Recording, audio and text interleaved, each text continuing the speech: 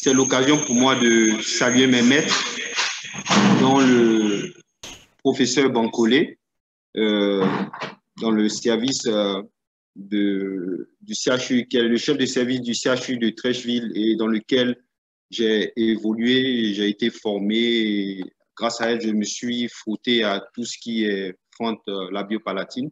J'aimerais également remercier le professeur Moafo Tombo, qui est également un de mes maîtres, qui est le président de la Société africaine de chirurgie pédiatrique.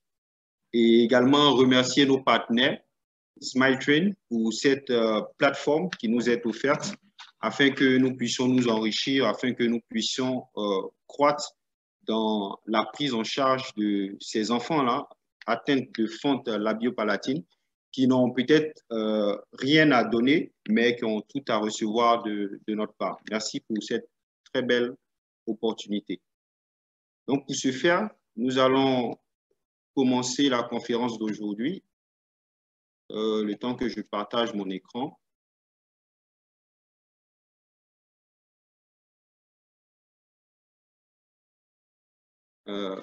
C'est bon? On reçoit bien l'image? OK. Donc, la conférence d'aujourd'hui va s'articuler autour du thème de la prise en charge chirurgicale de la fente labiopalatine bilatérale au CHU de Treichville. Nous aurons une première partie qui va essentiellement s'étendre sur tout ce qui est généralité des fentes labiopalatines bilatérales. Et par la suite, nous allons présenter un travail qui a été fait dans le service de chirurgie pédiatrique du CHU de Treichville, qui va relater ou exposer notre expérience de la prise en charge de ces fentes-là. Et pour ce faire, nous commençons en disant que les fentes labiopalatines bilatérales sont considérées comme des formes graves et complexes de la fente labiale et de la fente palatine. Il y a plusieurs défis importants à relever dans la prise en charge de ces patients, qui sont l'aspect cosmétique, la phonation, l'audition, la croissance du maxillaire et également la dentition.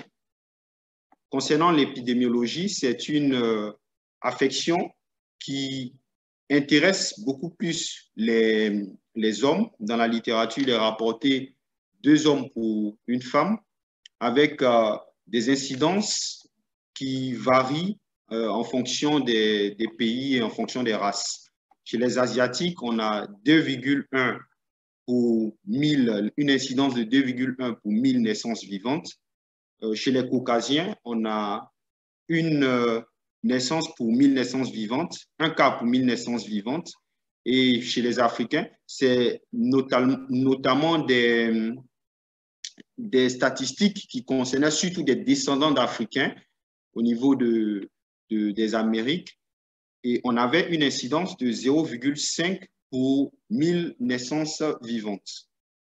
Au chapitre de l'embryologie, c'est une pathologie, une malformation qui apparaît lors du développement de la face entre la 3e et la 12e semaine de gestation et qui est la conséquence d'une absence ou d'une insuffisance de fusion des bourgeons maxillaires avec le bourgeon nasal médian. Concernant l'éthiopathologie, nous pouvons dire que les fentes labiopalatines, de manière générale, ont une étiologie multifactorielle. Il y a plusieurs causes qui sont intriquées et on a la cause environnementale. On va mettre tout ce qui est systémique à l'intérieur. On a la prise, il y a des études qui ont été faites qui ont montré une corrélation certaine entre la prise de cigarettes par la mère et la survenue de fentes labiopalatines chez l'enfant, avec un pourcentage de 20% plus élevé que la population générale.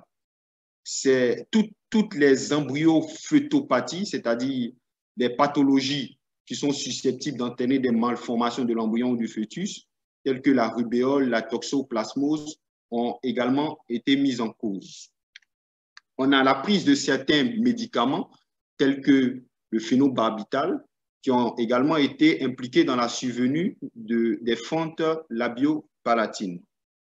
Au plan génétique, c'est une malformation qui a une corrélation avec tout ce qui est génétique. On a des formes familiales. Et dans les formes familiales, lorsque on a la survenue d'un enfant, il y a 4% de chances de pouvoir avoir la survenue d'un autre enfant avec une fente labio-palatine dans la famille. Et pour ce faire, nous avons, dans notre présentation, nous verrons des cas de familles que nous avons eu à prendre en charge dans le service de chirurgie pédiatrique de Trècheville avec des fentes labio-palatines. Et lorsque on a deux enfants qui ont cette malformation, ce pourcentage pourra monter jusqu'à 9%. On a également des formes syndromiques. La fente labio-palatine peut être associée à la séquence de Pierre Robin qui associe une micro-retrognathie, une glossoptose et des troubles respiratoires de la ventilation associés. Et en fonction de la présentation respiratoire à la naissance, cela pourra constituer ou pas une urgence. On a également le syndrome de Down qui est communément connu sous le nom de trisomie 21 et on a également le syndrome de DiGeorge qui va consister en une malformation vélo-cardio-faciale et qui peut être associée à une hypothyroïdie, etc.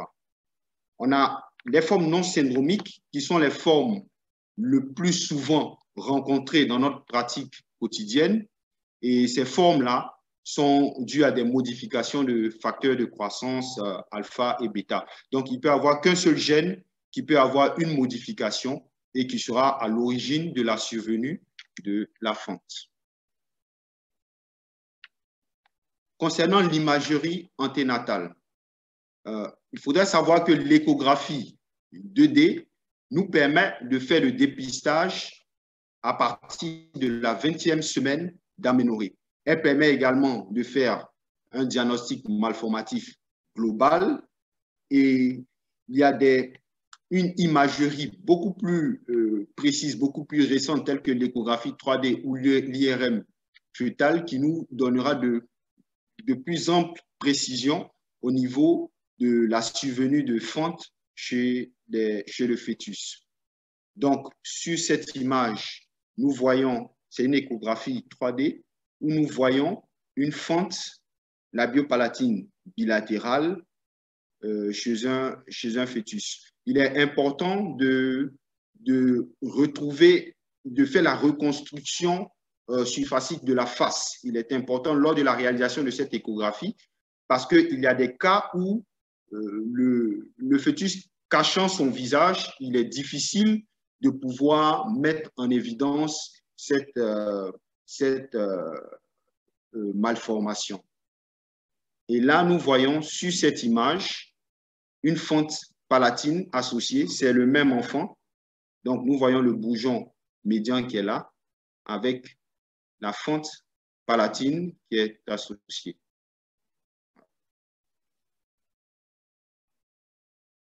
À la naissance, quelle est l'anatomie des déformations des fentes labio-palatines bilatérales?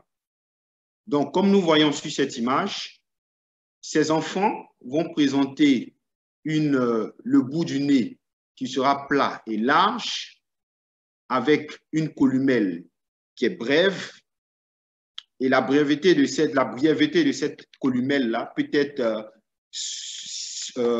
à l'origine de chirurgie, de retouche, de chirurgie secondaire afin de pouvoir donner un peu plus de longueur, un peu plus de volume au niveau de la columelle. On a également le prolabium qui est proéminent. C'est cette image que l'on voit ici. Et un peu en arrière du prolabium, on a le prémaxillaire qui est très projeté en avant. Ces enfants ont les narines avec le cartilage alaire qui est étalé et qui est aplati.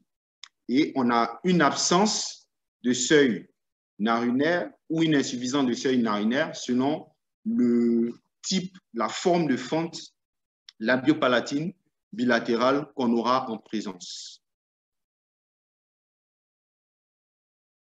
Donc, toujours au chapitre de l'anatomie des déformations des fentes labiopalatines bilatérales, nous voyons sur cette image qui est vue de bas, nous voyons bien le prolabium qui est en avant et le prémaxillaire qui est en arrière. Et à cette fente-là, bilatérale labiale, est associée une fente également palatine bilatérale qu'on voit là avec le septum qui est au niveau médian et la fente de défect qu'on retrouve de part et d'autre.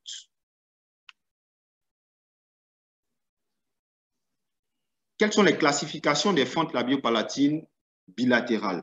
Il y a plusieurs classifications qui ont été proposées dans le but de bien codifier cette malformation et en fonction de la classification, en fonction du type anatomique retrouvé, nous avons l'indication opératoire et la technique chirurgicale adaptée qui pourra se faire. Donc, nous avons une classification basique anatomique, c'est la classification la plus souvent usitée qu'on rencontre un peu dans la plupart des équipes. Donc, on a la fente labiopalatine primaire ou FP1, c'est du palais primaire, fente du palais primaire, et cette fente-là va intéresser que la lèvre et l'alvéole. Donc, elle sera soit complète, soit incomplète. Et ensuite, on a la fente du palais secondaire qui va intéresser le palais dur et le palais mou ou la partie vélaire. Et ce sera soit une fente complète, soit une fente incomplète. Et ensuite, on a une autre classification qui est la classification de Lachal, qui est un acronyme anglais. L pour lip, lèvre, A pour alvéolus, alvéolaire, H pour arc palate, le palais dur, et S pour soft palate ou le palais mou, qui est la partie vélaire. Donc, comment cette classification se présente? Lorsque nous avons des formes complètes, nous utilisons la lettre de l'acronyme en majuscule, lorsque c'est une forme complète. Lorsque c'est une forme incomplète, la lettre de l'acronyme de la partie anatomique qui sera en cause sera en minuscule. Donc, lorsque j'écris Lachal, L-A-H-S-H-A-L en majuscule, c'est une forme complète de fente labiopalatine bilatérale.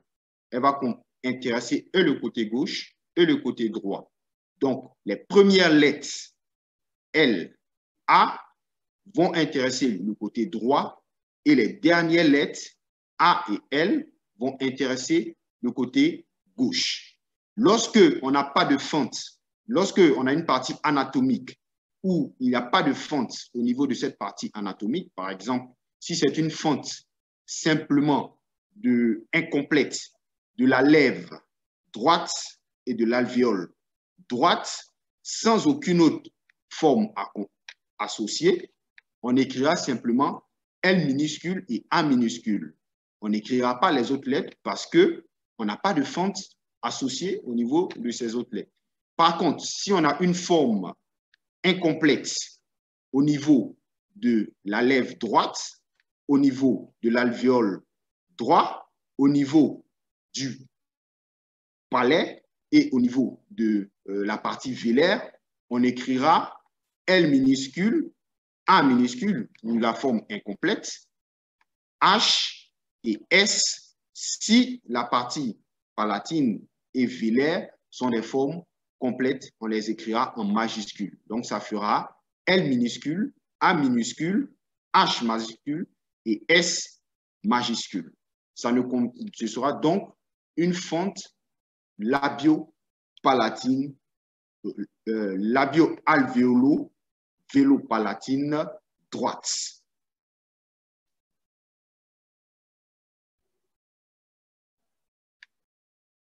Le traitement des fentes labiopalatines. Il est important de dire qu'il y a plusieurs procédures qui ont été proposées un peu de par le monde. Il y a des études qui ont montré qu'il y avait plus de 200 procédures et jusqu'en 2011, il n'y avait pas encore de consensus au niveau de l'Eurocleft, qui est l'association européenne qui prend en charge ces patients avec des fentes labiopalatines. Il n'y avait pas encore de consensus sur les âges de prise en charge, sur les moments de prise en charge, sur les procédures de prise en charge. Et ce que nous pouvons dire, c'est qu'il y a des équipes anglo-saxonnes qui proposent en préopératoire dans les fentes labiopalatines bilatérales, qui proposent un traitement orthopédique et avant la première intervention chirurgicale. Par contre, il y a d'autres équipes, notamment certaines équipes de France, qui ne seraient pas du même avis parce que, se disant qu'avant le traitement, le premier traitement, c'est-à-dire jusqu'à l'âge de 4 à 6 mois, la première intervention de la lèvre, il n'y a pas vraiment un très grand intérêt à pouvoir réaliser un traitement orthopédique.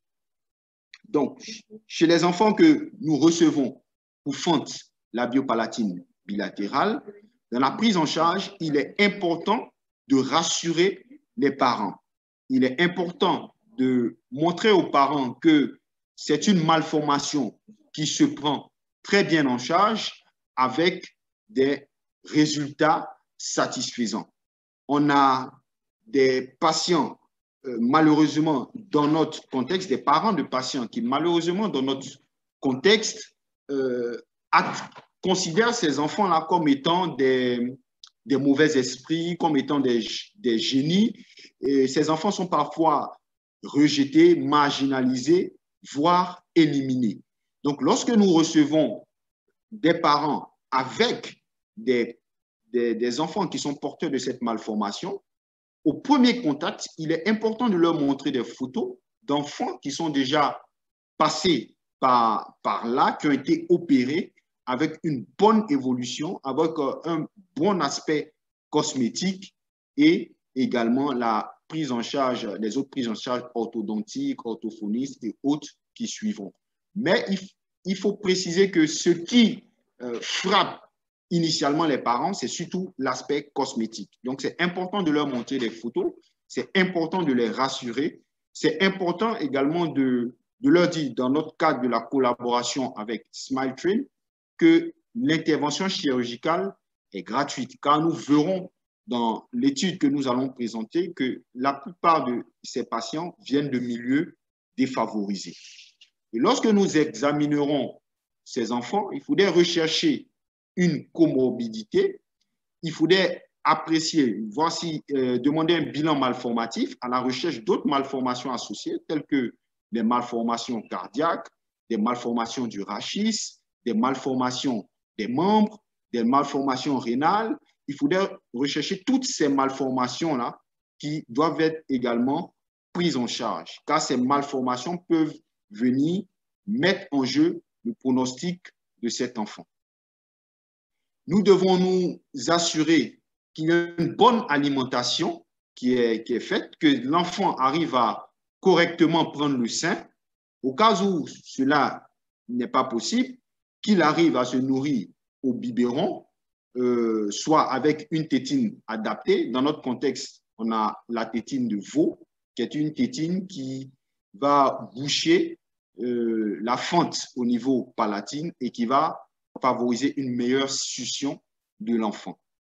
Dans les pays développés et même dans notre contexte, on a des infirmières qui sont spécialisées, qui ont été formées. On a eu une formation de nos infirmières dans le cadre de la collaboration avec SmileTrain qui doivent éduquer les mères à donner le biberon.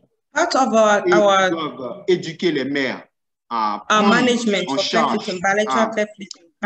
prendre en charge au niveau de l'alimentation ces enfants-là et s'assurer d'une bonne prise pondérale de ces enfants avant l'indication avant l'intervention chirurgicale.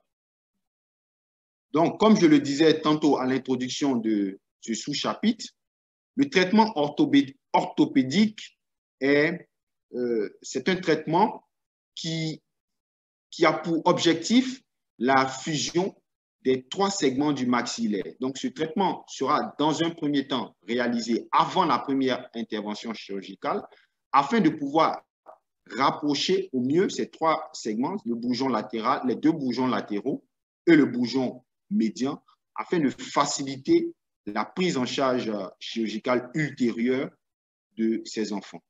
Donc, comment il se fait le traitement orthopédique? Il se fera par des massages au doigt avec une traction manuelle du prolabium et du prémaxillaire que nous avons montré lors de la description anatomique. Il pourra se faire également par des tappings des segments labiaux. Ce sont des dispositifs adhésifs qui sont appliqués au niveau du maxillaire et qui ont pour objectif de réaliser une pression douce qui va favoriser le rapprochement de ces différents segments maxillaires. On a des appareillages un peu plus actifs tels que l'appareillage actif à ancrage osseux maxillaire de l'ATAM qui va exercer une pression de rapprochement au niveau des maxillaires et en 2 à 3 mois, nous aurons un aspect contigu de ces maxillaires-là de manière à ce que leur prise en charge chirurgicale ultérieure soit beaucoup plus aisée. On a également le moulage naso-alvéolaire qui, lui, aura pour objectif de pouvoir allonger la columelle, qui est l'un des défis permanents de la prise en charge de ces enfants. Et il faut dire que de plus en plus, c'est ce dispositif-là qui est utilisé dans le traitement orthopédique préopératoire.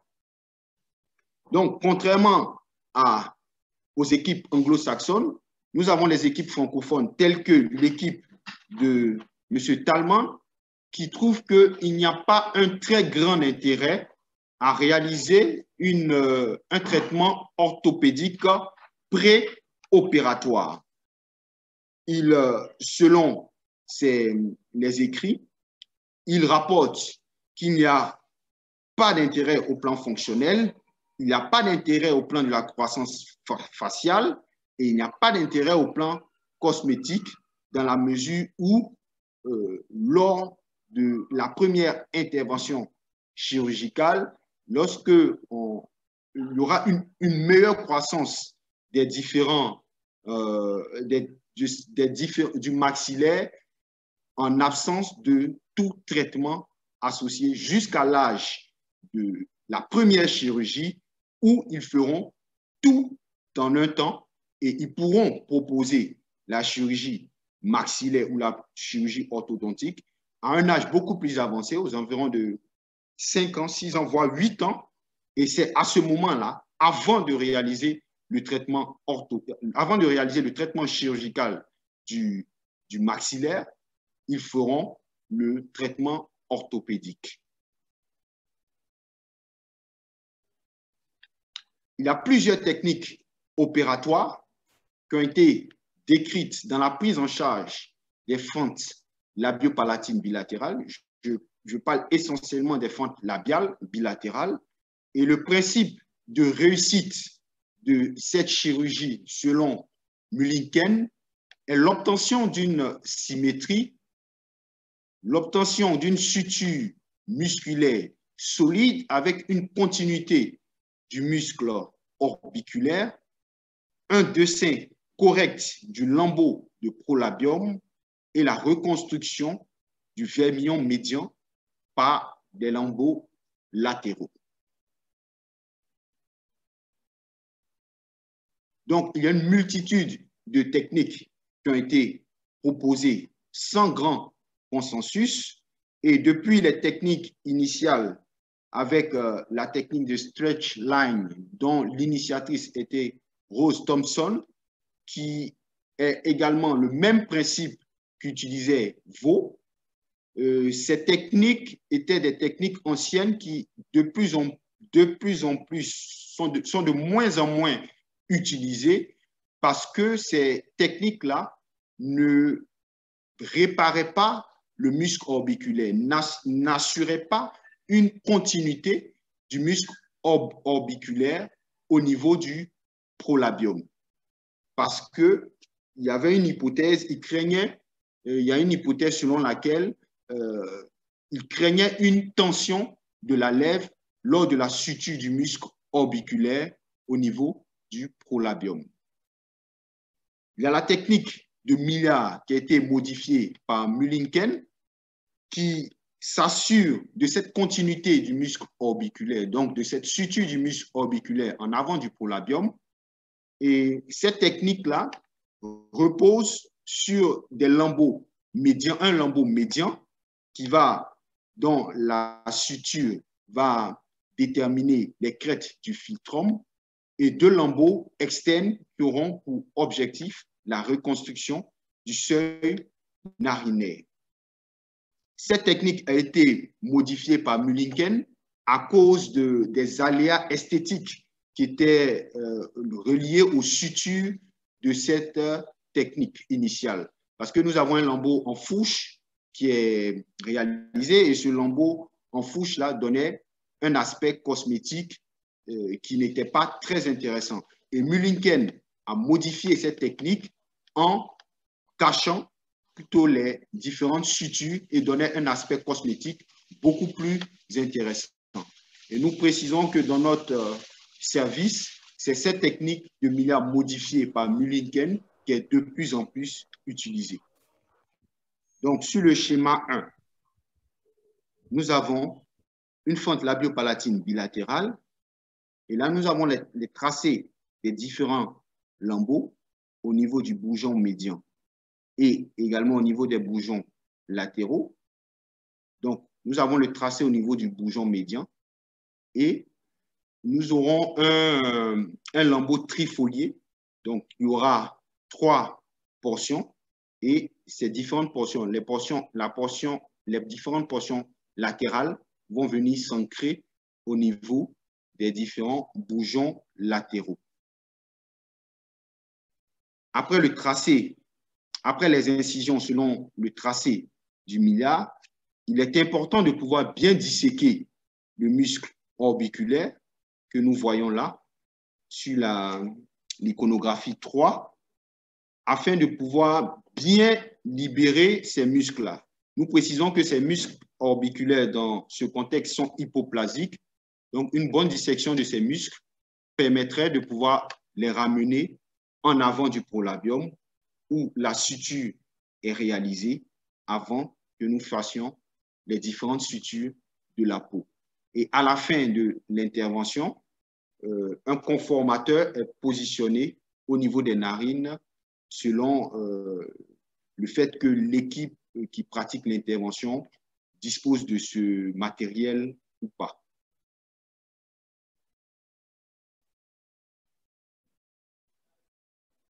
Concernant le calendrier opératoire et les interventions complémentaires, nous avons dit tantôt qu'il y a de nombreuses procédures qui n'avaient pas trouvé de consensus. Et pendant un certain moment, la chirurgie néonatale était à la mode. Et cette chirurgie néonatale était faite parce que les partisans de cette chirurgie défendaient le fait que cette chirurgie avait pour objectif de favoriser une meilleure acceptation de l'enfant le plus tôt possible afin de pouvoir favoriser la relation entre la mère et l'enfant par une reconstruction faciale. Et il y a certaines hypothèses qui rapportaient le fait que cette chirurgie pouvait donner un meilleur aspect cosmétique à distance. Mais d'autres équipes, la plupart des équipes ne sont pas pour cette chirurgie néonatale parce qu'il a été démontré que la chirurgie, lorsqu'elle était faite très tôt, ne favorisait pas un bon développement du maxillaire.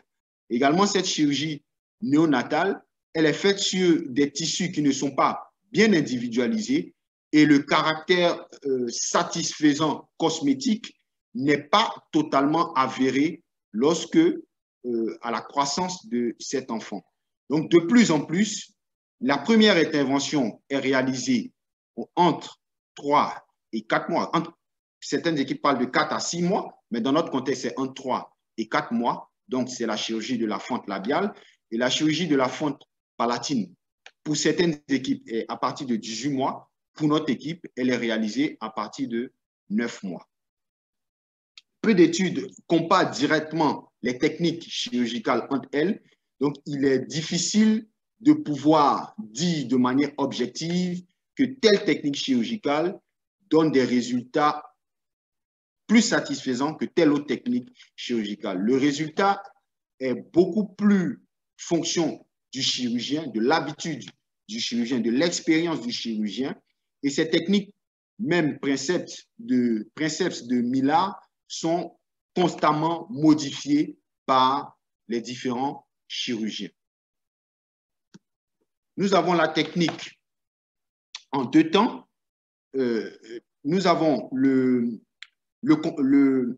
l'opposition de la technique en 2 temps et de la technique en 1 temps, parce que initialement, dans les fentes labiopalatines bilatérales, la chirurgie en 2 temps permettait la réparation d'un côté de la fente dans un premier temps, puis secondairement du deuxième côté de la fente.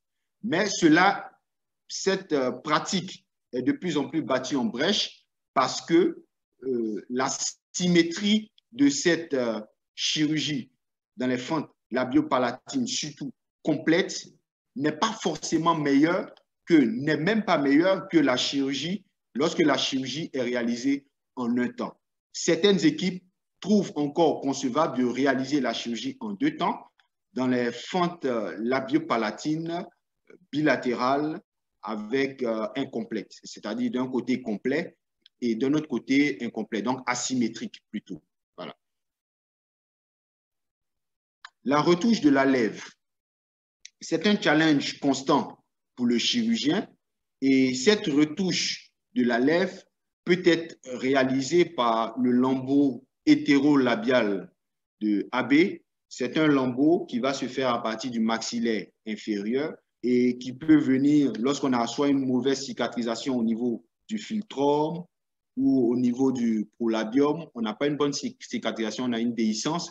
Ce lambeau peut venir dans le cadre de la reconstruction et c'est un lambeau qui est positionné dans un premier temps à partir de la lèvre inférieure, puis secondairement sera sévré. C'est un lambeau qui donne des résultats satisfaisants, mais nous n'avons pas vraiment l'expérience de cette prise en charge dans les reprises des fentes labiopalatines, dans la chirurgie des fentes labiopalatines bilatérales. On a également le challenge de la reconstruction de la columelle avec la longueur de la columelle dans la chirurgie en second temps de la chirurgie nasale en second temps, mais il n'y a pas vraiment de techniques chirurgicales qui ont donné des résultats objectifs quant à l'allongement de la columelle. Il y a la technique de Millar qui a été réalisée, le Millar initial, avec des apports de lambeaux au niveau de la région alaire qui pourrait aider à allonger la columelle, mais au prix d'un aspect cosmétique très peu satisfaisant. Donc, notre étude.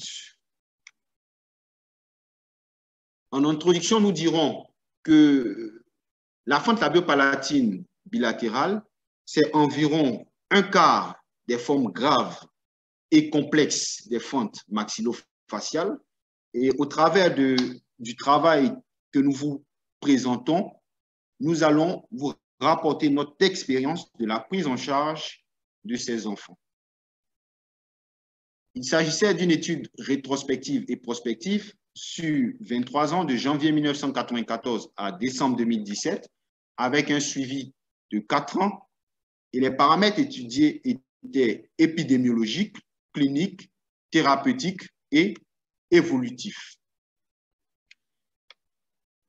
Concernant notre calendrier opératoire, l'âge minimum de la première intervention à la première intervention était de 3 mois et l'intervention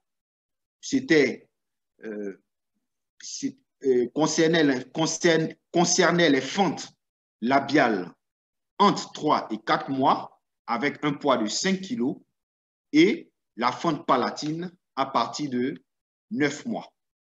Les techniques que nous avons utilisées au cours de ces 2 décennies étaient la technique de Millar, la technique Princeps de Millar, ensuite le Millar modifié par Mullinken, la technique de Vaux, c'était des chirurgies en 1 temps, et pour la chéroplastie en 2 temps, nous avons utilisé la technique de Tennyson. Concernant la fermeture de la fente palatine, la technique utilisée était celle de Vaux-Vardil-Kilner. Les critères d'évaluation de ces enfants étaient selon les critères d'évaluation de l'Eurocleft, la chirurgie était considérée comme médiocre lorsqu'on avait une obstruction nasale avec une déhiscence importante sur la lèvre. En cas de défect, en cas de défect important sur la lèvre, la chirurgie était toujours considérée comme médiocre. Et également, en cas d'adhérence de la lèvre sur la gencive, de déviation du septum avec un aplatissement de la narine et enfin, devant une absence d'alignement de la ligne cutanéo-muqueuse.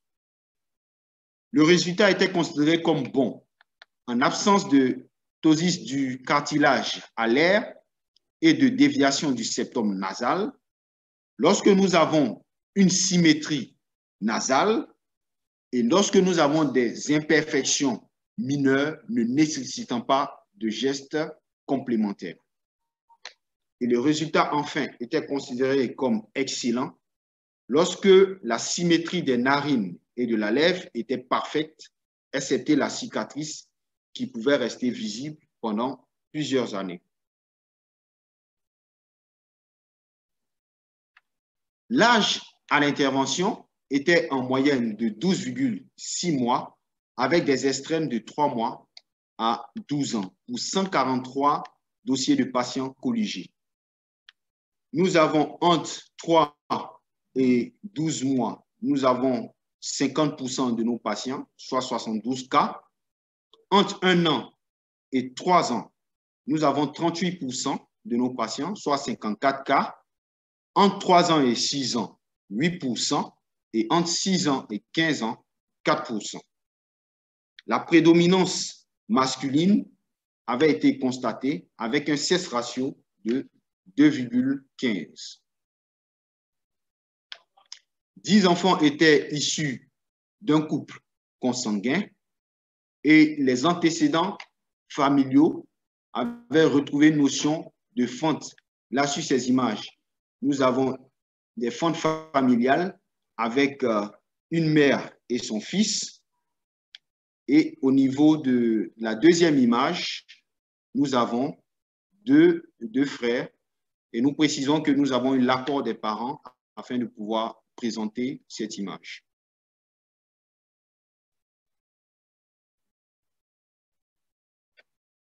Les malformations associées retrouvées étaient dans 8,39% des cas, la dysmorphie faciale dans 1 cas, l'anomalie des doigts et des orteils à type d'hexadactylie dans 4 cas, l'anomalie oculaire avec cécité dans 1 cas, l'hypertellorisme dans 1 cas, le fibrochondrome de l'oreille dans 2 cas, avec des malformations de l'oreille et des malformations du pénis dans 1 cas chacun. Et nous avons un pied-bovarus équin également dans 1 cas. Le niveau socio-économique était faible dans 90,7% des cas. La fente labiale bilatérale était associée à une fente palatine dans 68% des cas et était sans fente palatine dans 46 cas. Nous avons une fente labiale bilatérale complète sans fente palatine dans 9 cas et une fente labiale bilatérale incomplète sans fente palatine dans 37 cas. Les procédures chirurgicales utilisées étaient la chéloplastie en un temps, selon Millard dans 29 cas, selon Vaux dans 32 cas et selon le Millard modifié par Mulliken dans 76 cas. La chéloplastie en 2 temps a été utilisée dans nos premières séries et elle intéressait 6 patients. Elle était selon la technique de Tennyson. La staphylographie, selon Vaux, Vardy, Kimner, a été réalisée dans 46 cas. L'évolution immédiate était simple et l'évolution à court terme montrait un résultat excellent dans 10,48% des cas, un bon résultat dans 59,44% des cas, un résultat moyen dans 22,38% des cas et un mauvais résultat dans 6 cas, soit 4,2%, avec une déhiscence complète de la lèvre dans 5 cas.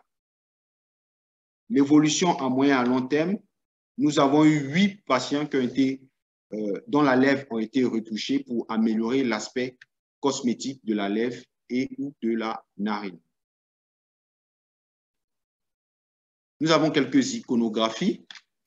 Là, nous avons 2 patients dont le premier il présentait une fente labiopalatine bilatérale complète avec une reconstruction de la lèvre et avec un résultat qui était jugé satisfaisant.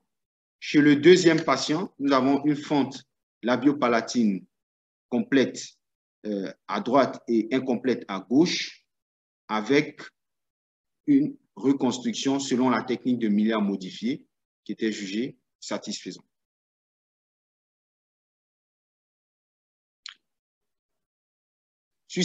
Sur la première image de haut, la première image, nous avons une fente labiopalatine bilatérale, complète à droite, incomplète à gauche, avec une déviation latérale gauche du bougeon médian, dont la reconstruction a été jugée satisfaisante. Là, nous avons un aspect de face et un aspect vu de bas afin de pouvoir apprécier la longueur de la columelle.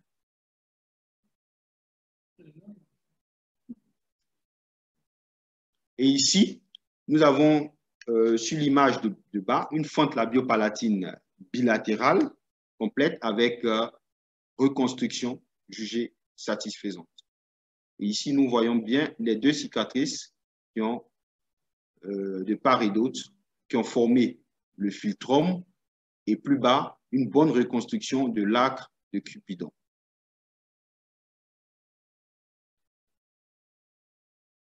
Nous avons sur ces images, nous voyons bien que ce sont des anciennes photos. C'était la technique qui a été faite dans nos premières séries, la technique de Tennyson en 2 temps.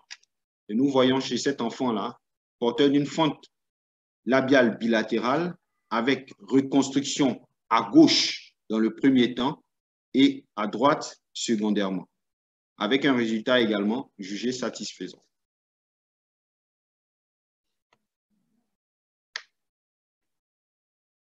Donc, nous avons 143 cas de fente bilatérale, soit 11%, ce qui, dans l'ensemble, est relativement faible par rapport aux données de la littérature. Il y a Mchek qui retrouvait 23% de fente labiopalatine bilatérale sur l'ensemble de ces fentes et Sankale qui trouvait 15,1%.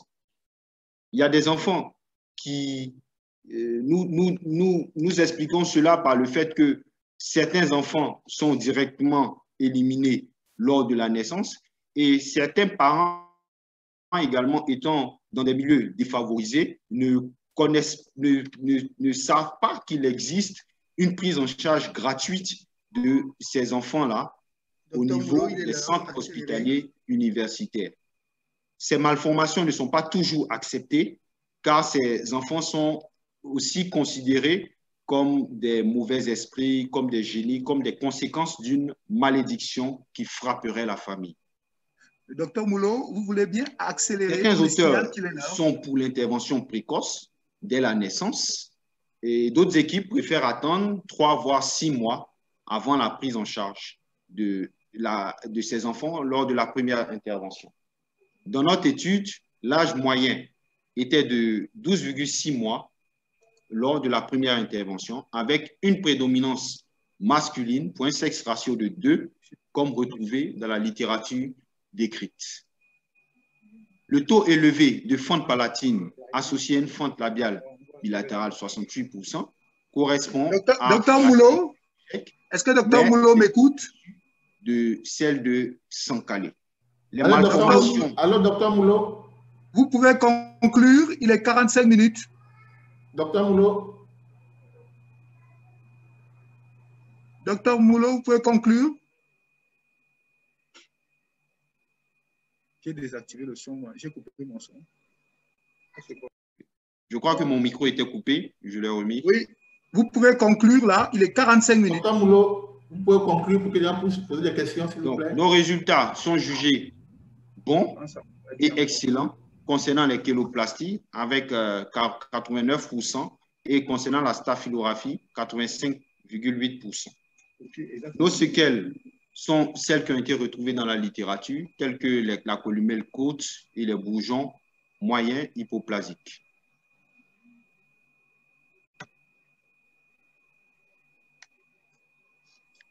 Donc, nous terminerons nos propos en disant que c'est une malformation grave qui représente un quart des fentes labiales palatines et nos résultats cosmétiques sont jugés acceptables et nous précisons que la prise en charge de ces patients doit être multidisciplinaire, son diagnostic et le traitement des séquelles doivent être également pris en charge. Nous vous remercions pour votre aimable attention. Merci, Docteur Moulot, pour votre présentation. Merci pour nous avoir rappelé les bases fondamentales de la prise en charge des fentes labiopalatines. Merci donc à l'équipe. Professeur Mambo et professeur Tambo, excusez, vous pouvez activer votre micro. Il est activé. Vous m'entendez? Mon micro est activé. Vous m'entendez? Oui, on vous entend, professeur. Voilà, je voudrais remercier le docteur Moulot pour sa présentation, en particulier le remercier pour les rappels concernant les bases fondamentales qui sont indispensables à connaître pour la chirurgie des fentes bilatérales. Donc, nous allons procéder rapidement aux échanges. La première question nous vient de Obadi, qui demande quelle est la stratégie que vous avez utilisée pour que le suivi de vos patients soit effectif. En tout cas, pour que vous n'ayez pas beaucoup de perdus de vue, quelle a été votre stratégie? Docteur Moulot, vous avez la parole. Oui, merci, docteur, pour cette question. Effectivement, nous reconnaissons, je pense que c'est un additif à apporter au travail. Nous reconnaissons que nous avons des perdus de vue. Nous avons des perdus de vue dans le sens que après la première intervention, surtout quand ce sont des fentes labiales simples, sans fente palatine, après la première intervention, étant jugés satisfaits de la prise en charge, nous les voyons dans les premiers mois et à partir de l'année qui suit, généralement, on ne revoit plus ces enfants parce que ce sont des enfants qui sont en province, qui ne sont pas au niveau de la capitale et donc on ne les retrouve pas. Mais par contre, il y a ceux qui ont les fentes palatines qu'on retrouve et il y a également le suivi avec l'orthodontiste et l'orthophoniste. On a un orthophoniste qui prend en charge ces enfants-là. Donc, vu qu'ils ont besoin de la prise en charge orthophonique après, on retrouve également ces enfants-là au travers de l'orthophoniste. Voilà. Et ceux aussi qui reviennent pour des retouches, qui reviennent pour des fistules, on les voit. Généralement, quand on ne les voit plus, ils sont satisfaits de la prise en charge. En tout cas, la question du suivi des patients opérés de fente est problématique dans nos régions parce que bon nombre de ces enfants ne sont pas revus. Il reste à établir donc une stratégie véritable pour les retrouver. Oui. Monsieur Obadi vous demande également de savoir comment est-ce que, lorsque vous faites la réparation en 2 temps, il voudrait savoir si vous rapprochez le muscle orbiculaire ou si vous considérez simplement le rapprochement avec le prolabium. Toujours, M. Obadi. Concernant la réparation en 2 temps. Oui, en 2 temps. C'est avec le prolabium en premier temps parce que avec l'orbiculaire, il faut s'assurer de la continuité. Donc, c'est surtout en 1 temps. Il faut prendre le muscle orbiculaire controlatéral et le faire continuer avec le muscle orbiculaire gauche. Donc, dans un premier temps, c'est avec le prolabium et dans le second temps, on assure la continuité. Mais il faut dire que c'est une technique qu'on n'utilise plus. On n'utilise plus. Dans notre série, on n'a que 6 cas. Et ce sont vraiment les premiers patients avec qui cela a été fait. Mais la plupart de nos patients, la quasi-totalité, je dirais, de nos patients, c'est la chirurgie en 1 temps. Voilà. Exactement, je suis d'accord avec vous. De nos jours, la chéloplastie dans les formes bilatérales va se faire en 1 temps. Vous avez une question de M. Louzadi. Il dit ceci. Dans la méthodologie, vous avez prévu 3 résultats médiocres, satisfaisants et excellents. Mais dans les résultats, vous avez 4 résultats possibles. Il s'interroge comment?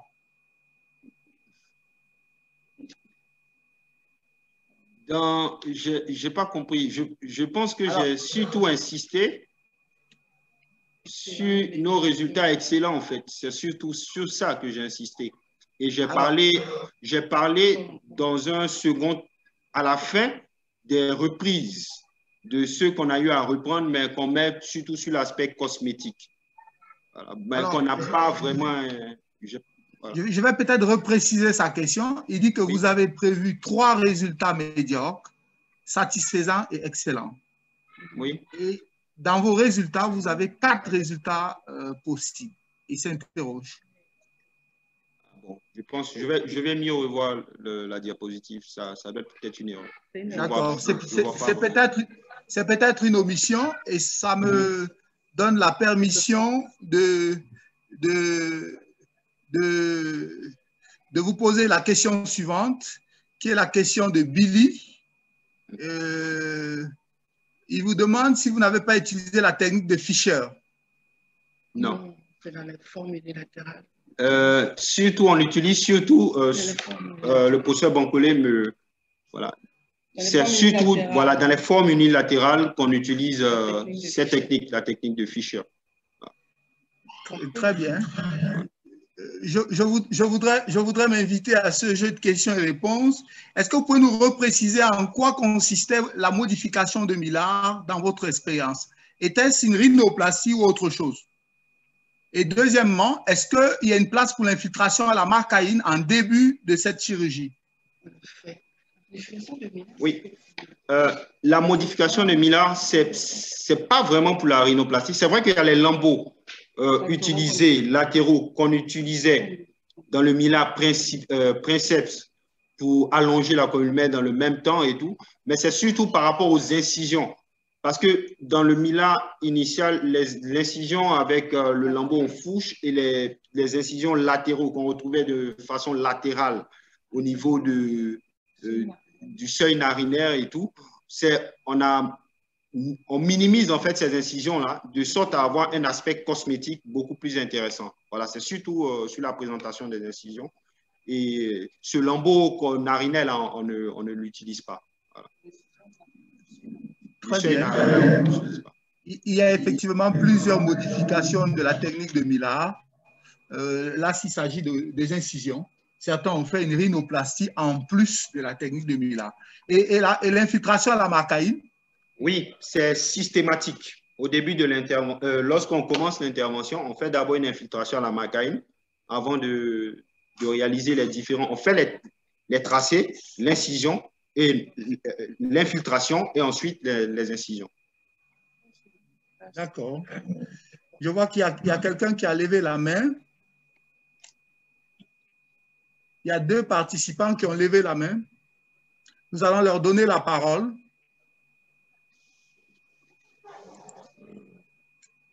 Il y a 2 participants qui ont levé la main. Vous avez la parole. Hein?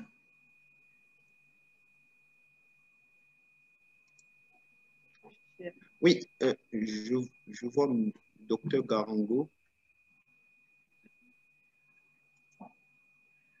Les participants qui ont levé la main, vous pouvez prendre la parole. Alors, prof, ils ne peuvent pas prendre la parole, ils doivent écrire, je crois, les questions. D'accord. Alors, il y a une question qui arrive encore de Louzadi. Est-ce que c'est de la marcaïne adrénalinée ou non que vous utilisez pour l'infiltration? C'est la marcaïne adrénalinée à 1%. Très bien. Très bien. Est-ce qu'il y a un autre participant qui voudrait poser une question? Ceux qui ont levé la main peuvent écrire leurs questions. Ils peuvent écrire leurs questions, ceux qui ont levé la main. Ton truc, la méthodologie, effectivement, c'est qu'il y a des bons, mauvais. Il faut voir les choses en détail. Nous restons en attente des questions de ceux qui ont levé la main, s'il vous plaît.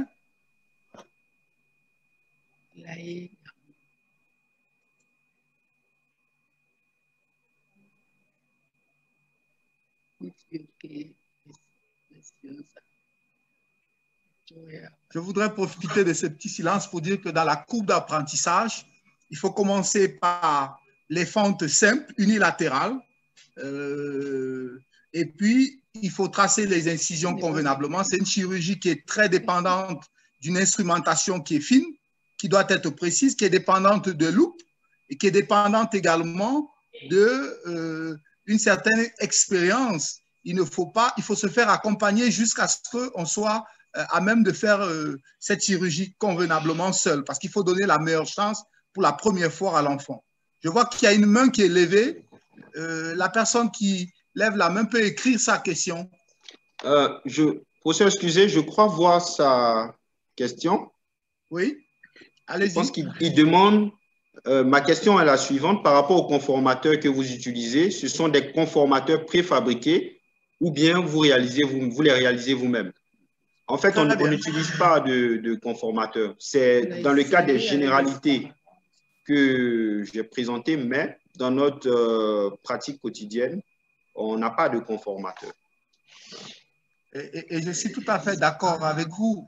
Il faut savoir que nous ne